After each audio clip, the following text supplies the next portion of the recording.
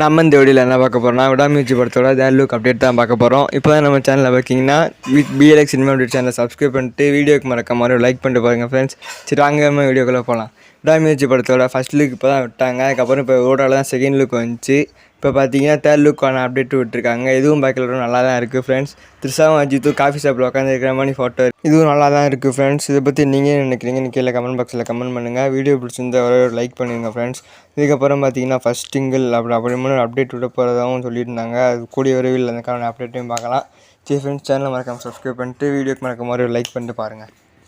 Right, நம்ம next வீடியோவில் பார்க்கலாம்.